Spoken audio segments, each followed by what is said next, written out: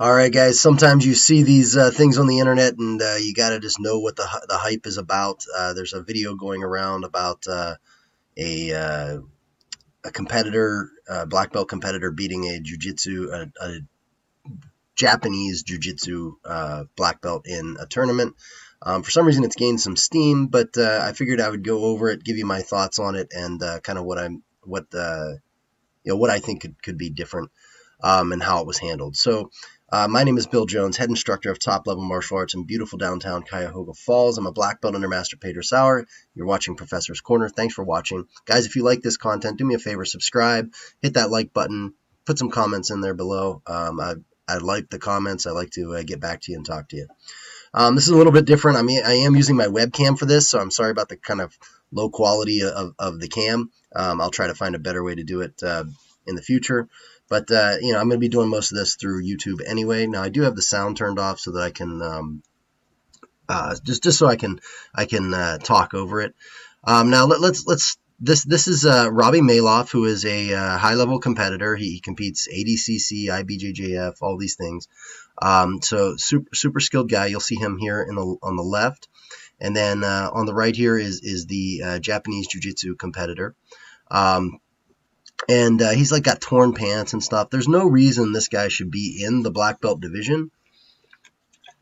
But what I can tell you as someone who came from Japanese Jiu-Jitsu, specifically I was Daito Ryu Aiki Jiu-Jitsu, is that when you have a black belt, until I met a Brazilian Jiu-Jitsu guy who stomped my shit, just like this is about to happen. And actually, it went very different than this match, but you tend to not realize or understand how much you don't know. So this guy probably doesn't have any clue that he doesn't know as much about jiu-jitsu as he thinks he does.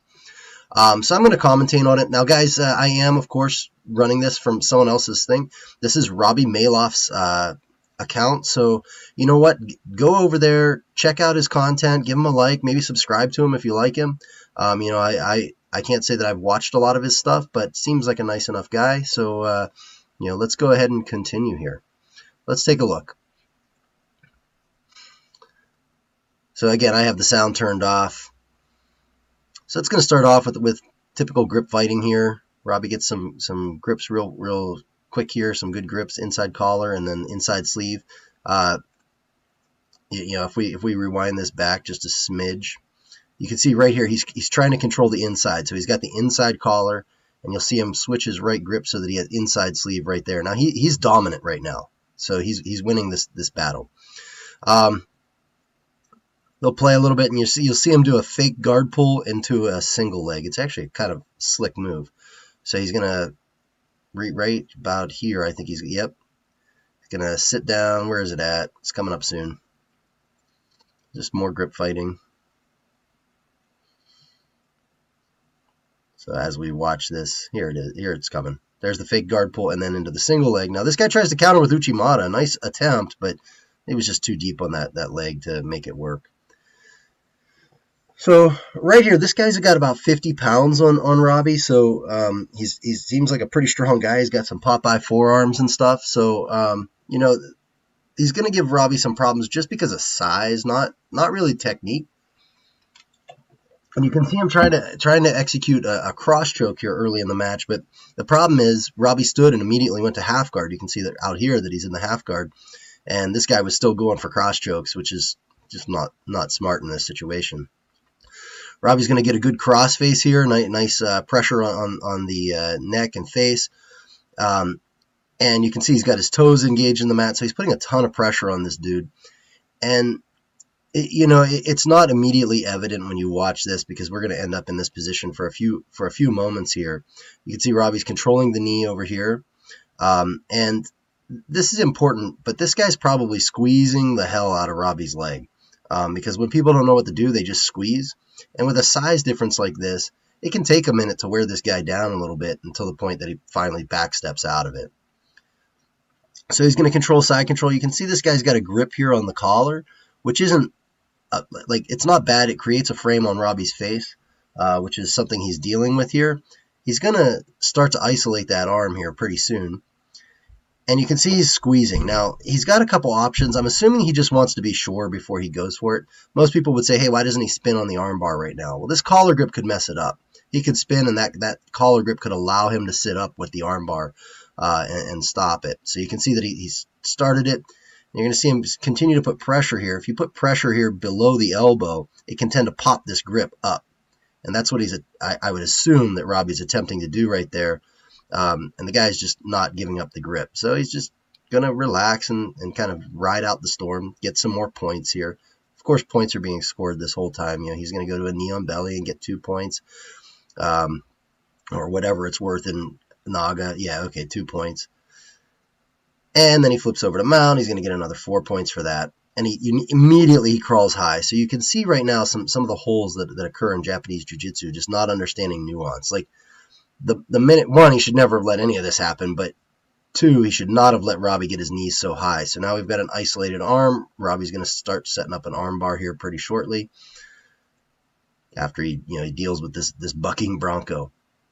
So how do I think the guy who doesn't know Brazilian Jiu-Jitsu is doing? I mean, I think he's doing as well as any white belt with a huge size difference could do. He's just bucking. He's trying to just off balance the guy, but he has really no hope of getting Robbie off of him. Now here, Robbie's going to make a mistake. He's going to go nice and easy on this armbar. And guys, if you've ever watched IBJJF, you'll understand how gentle he's being on this armbar.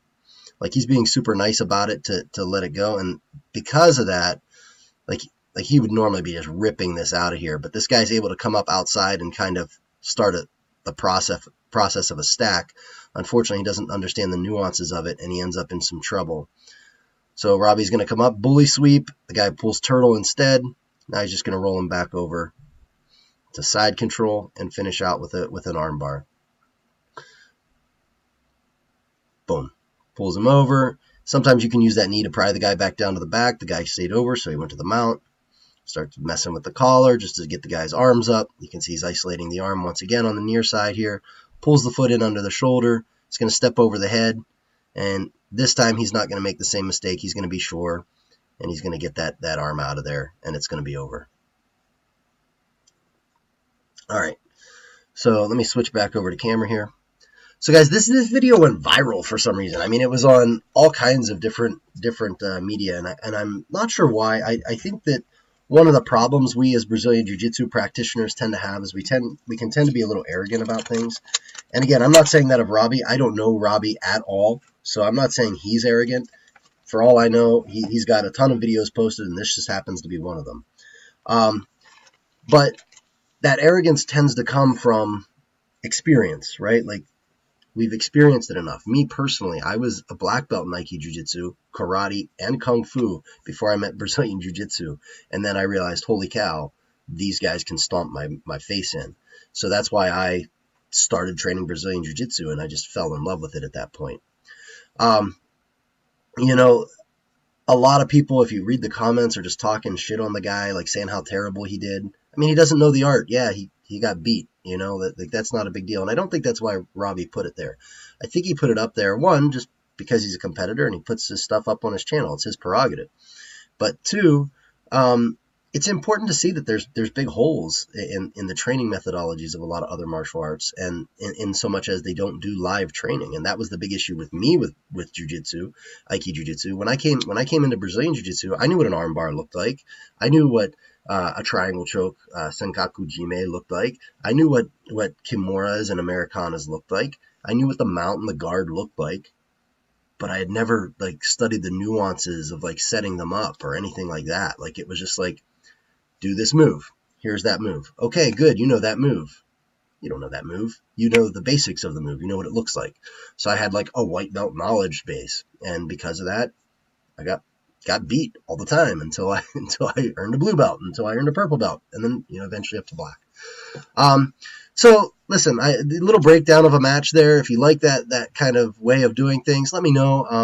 I'll try to invest in better cameras if you kind of like that, and I can set up a camera that has higher quality.